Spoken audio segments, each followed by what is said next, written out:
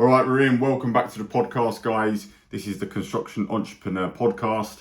All things related to construction in terms of the business, making more money, building a well-oiled machine, building a business that actually gives you the life that you want, the choices, the freedom, and everything that goes into that. And a big part of that is actually you as the owner, your strengths, your skill sets, your knowledge, your abilities as a leader, and that responsibility of running a business comes with a lot more than what people think. And the topic today is all about what drives you. And I believe knowing what really drives you is the thing that's going to allow you to unlock the next level for you. And I think everyone's looking at tactics, strategies, and fucking secrets and blueprints and all these types of bullshit. But actually, it's more about what drives you as a person to do what is needed and to do what is required. If you understand what drives you, you can really tap into that next level to take you to that next level that you want. And not only that, you need to understand what your staff,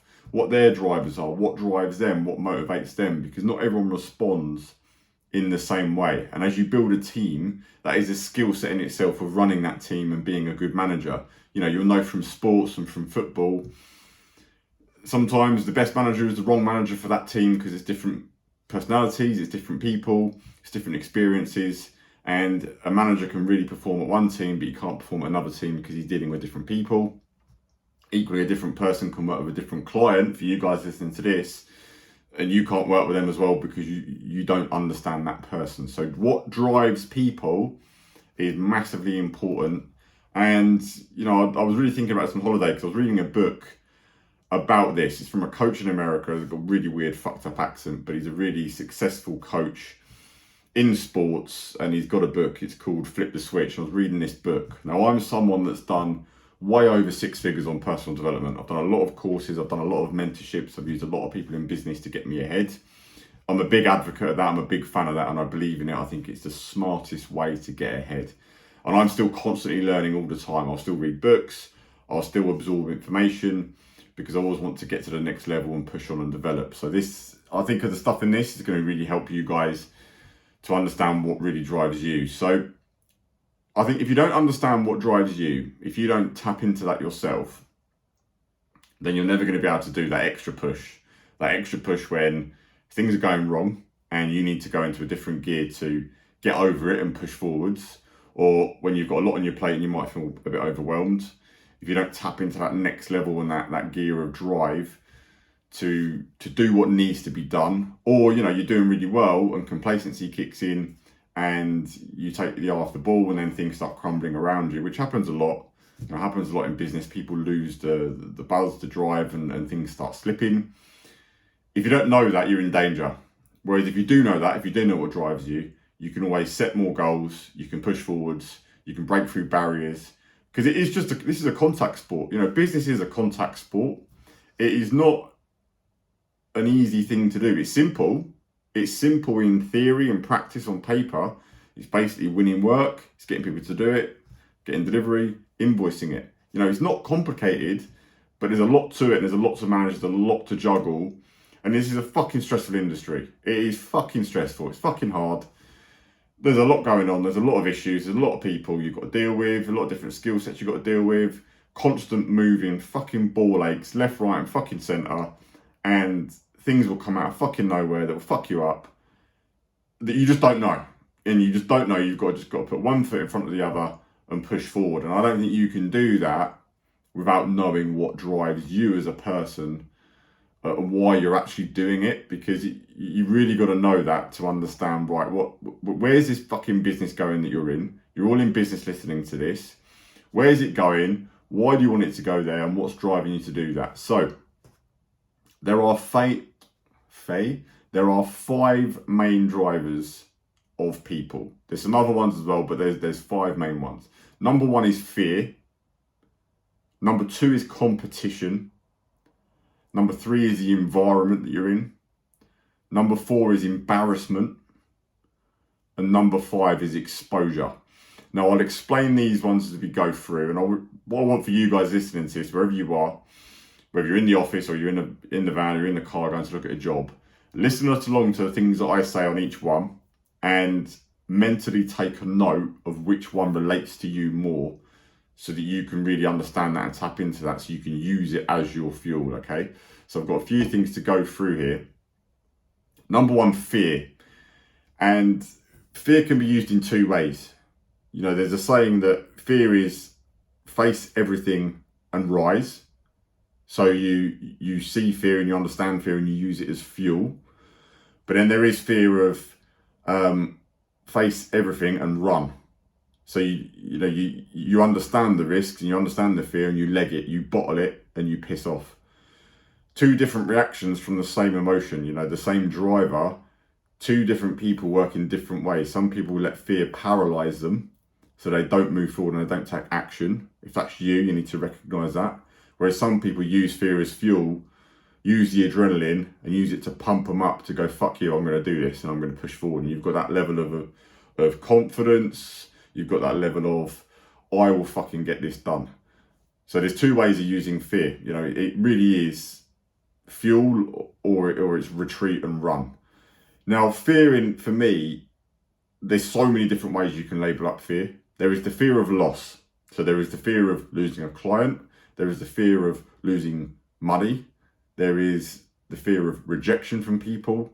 There is the fear of failing.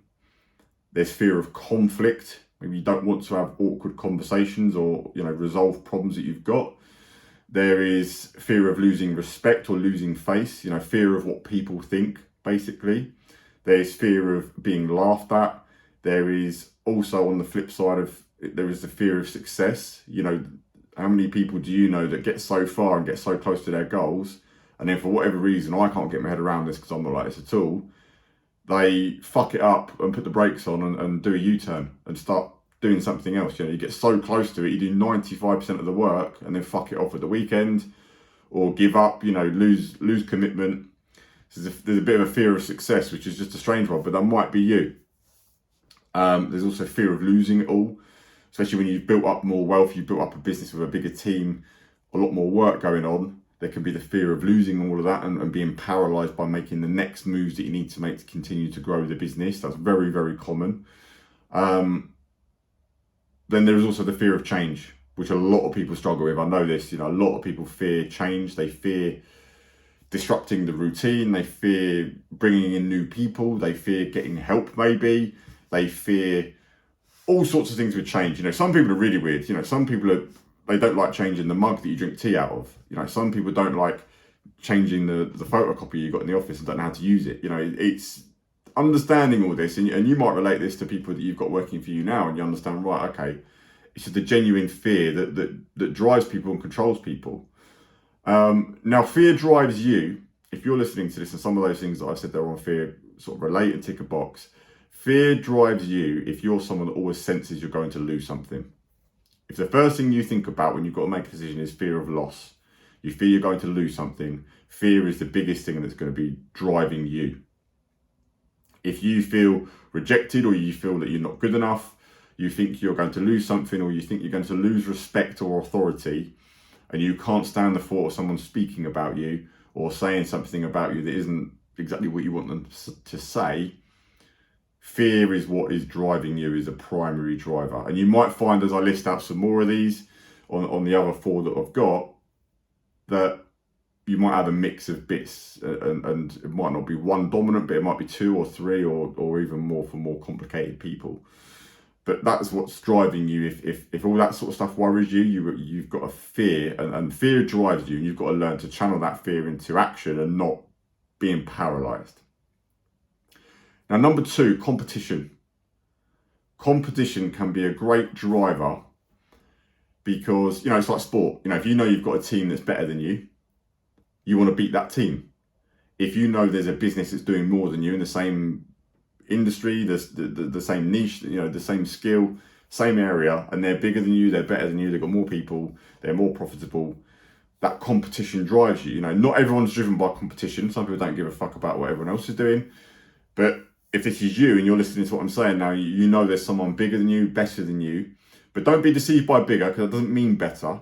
Just because someone's got more guys doesn't mean they're making more money. That's a really clear thing to point out and highlight.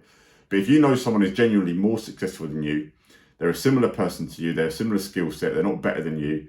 They're not, more educated than you. The competition is what's going to drive you and go, well, if they can fucking do it, I want to be better than, I'm better than them. And if you hate losing more than winning, that's a clear indicator that you are driven way more by competition. Some people, winning is actually not actually that rewarding to them, but losing fucking annihilates them, really pisses them off, really fucking irritates them. If you lose money on a job, if a job goes slightly wrong, that's what really fucks you off, and it weighs you down like a ball and chain.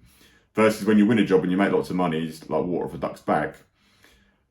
That's when competition is prevalent in you, and competition is your driver. So you need to find some competition, someone who's ahead of you doing more than you, and use that as your fuel. And you might be someone that needs an enemy. You need an opponent. You need a baddie in your life to basically put the fingers up to and go, I will fucking beat you. That's a competition-driven people. And you'll know if you're driven by competition, you will be the type of person that gets lazy or complacent when you reach a level. Maybe you've reached a level where you were on the chase, you were competing with someone or something going on in your life. You've reached that level and you've reached that sort of mini Everest, if you like. And now you don't have an enemy, a goal, a target, or a clear position that you want to get to. Then that's a clear, for me, that the competition needs to be raised again. You need to raise the bar and realise that if you are, or you feel like you've reached the Everest, that on the way up to the top of Everest, there's lots of little peaks. But then there's way more to go, and you need to set another target and another goal, or have someone in your life, or find someone that's doing way more than you, making it look a lot easier, and go, fuck, there's a lot more to be done, because you need to replace the competition, okay? And lastly on that, if you're someone that enjoys the recognition of winning, you actually thoroughly enjoy when you win and you get praise for it, and you enjoy that. That is not a bad thing to have. That's a really good thing to have. But recognise, if you're that person, when you win or you do something well and people say to you, well done, and you like that, you are a competitive person. Number 3, environment. Because there's good environments and bad environments, and you look at two contrasts, right? Go into the military training. I've got friends that have gone into the military and they do basic training, and I've got friends that have done like the paratrooper training as well, which is another level above. But that environment is fucking aggressive.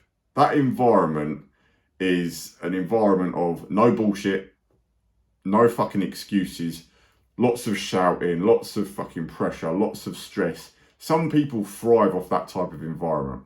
And if you compare that environment to, let's say, a church where it's hush, hush, quiet, no one says anything, nothing's going on, it's very slow.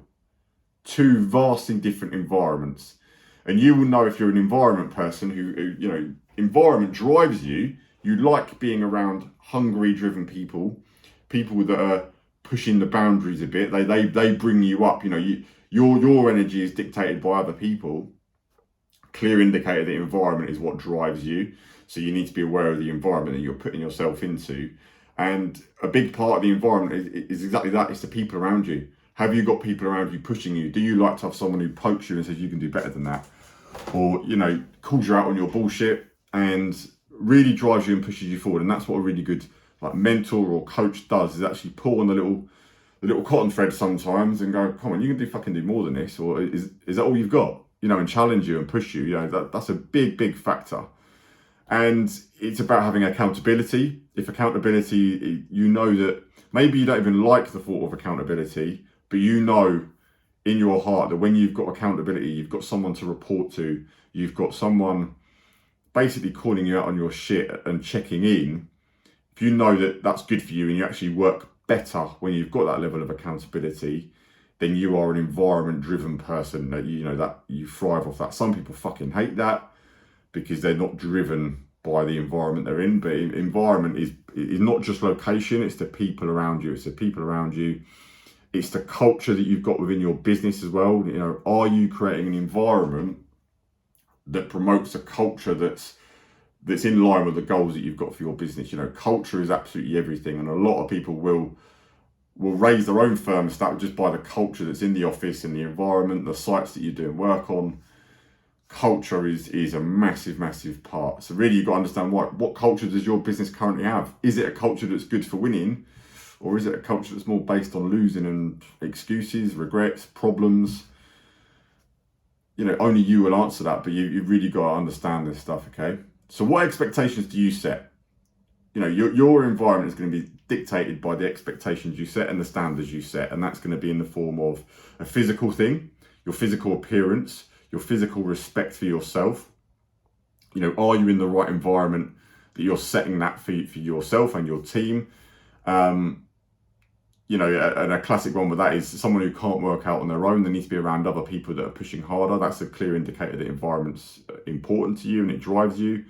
Your financial environment, what environment are you in financially? Have you got people that they've got a lot more money than you, they're a lot more successful than you, they've got more investments than you. If you like that and you like getting around that and that rubs off on you, again, environment is a big driver for you. So if you perform at a higher level in certain scenarios or certain places, we need to take note of your environment. If you're certainly someone that finds it difficult to focus on your own, but if you flip that and you're in a team of people and other people helping out, and you perform at a high level, that's a massive indication that the environment is a huge driver for you that unlocks that next level for you. So you need to foster that as the owner of the business. You need to create the right environment yourself, because that responsibility is going to fall on you. And if you're someone that when you're in the right environment, you overproduce, you know, you might be in a certain office, a certain room, have certain people around you, and you notice that you're better when you're in those environments. This is something that you need to really register. And equally, you need to register that when you're in an environment that you feel like unmotivated, you're complacent, you're making excuses, you need to register what those environments are, take note of them and avoid those environments and do more of the good environments. Number 4, embarrassment. Now, embarrassment's a strong fucking word, but embarrassment really is underperforming, and especially underperforming when you know you can do more and do better. Now, when I say that will either really hit you or it won't at all. And I think a lot of people are trapped by embarrassment from my own personal observations and speaking to a lot of other business owners, a lot of people, and being travelled, quite well travelled around the world, that when you know you're capable of a lot more and you let yourself down, that embarrassment, that guilt, that has got to be a big, big driver. And there is nothing wrong with being embarrassed. Embarrassment is a great fuel on everything. If you're embarrassed of where you currently live right now, maybe you're embarrassed by the car that you currently drive. Maybe you're embarrassed by the family that you've got. Maybe you're embarrassed by the kids that you've got and how they act in public. Maybe it's how your wife is. Maybe you're embarrassed by the relationship you've got, that you argue all the time. Maybe you're embarrassed about your business because it's not actually as profitable as you know it could be. Maybe you're embarrassed by your team because they're not as good as they could be. Maybe you hold some jealousy towards other people that have got a lot more than you. They're performing better than you, and they've just got a general lifestyle that's better than you. If you've got a jealous streak in you, that's a massive indication that embarrassment is a key driver for you. And equally, I think physical as well. If you're embarrassed by how you look, and I find this weird. I've just come back from holiday, but I'll give you an example. You've got guys around the pool that wear t-shirts in the pool, and I cannot get my head around that. So for me, they must be embarrassed by their body. I know some people burn, and I know some people don't go in the sun. But if that's the case, why the fuck would you go to Barbados? It's fucking blistering heat. It's fucking hot. You don't go on that sort of holiday because you don't want the sun or the heat. If you do, you're just a fucking penis. But for me, it's like if you're wearing a t-shirt, you're covering up as a male especially, you're embarrassed by your physical appearance, which is going to leak into fucking everything else. And embarrassment is what drives you. So you really got to recognise that. Maybe some of you are a bit like that listening to this. You're embarrassed to go in the changing rooms. You're embarrassed to fucking, in front of other men maybe who are in better shape, better stature, hold themselves better. You've got to turn that embarrassment into fucking fuel and use this for you. And for me, if you're someone who starts things and don't finish them, I think that's also an indicator of embarrassment, like lack of commitment to goals, lack of finishing stuff and completing stuff. There's a level of embarrassment that creeps in, and it's not good for you. So embarrassment drives you if you use feelings of embarrassment to drive you forward. And this is the positive part of embarrassment. It's okay to be embarrassed, but if you use it as fuel, that's the strength. Whereas if you use it to cave in and hide, that's a weakness that you've really got to unravel, and you've got to flip that switch. If you're someone who uses anger when other people are ahead of you, you get outraged by that, because that's a real sign of that there's an embarrassment there, there's an insecurity there. It then makes you have rage and anger. But if you use that in the positive aspects and use that to drive you forward, then you can flip that into a positive. And lastly, if you're someone who feels inferior around other people, that just tells me there's a level of embarrassment there, and that's your driver that you need to use as fuel. And lastly, number 5, exposure.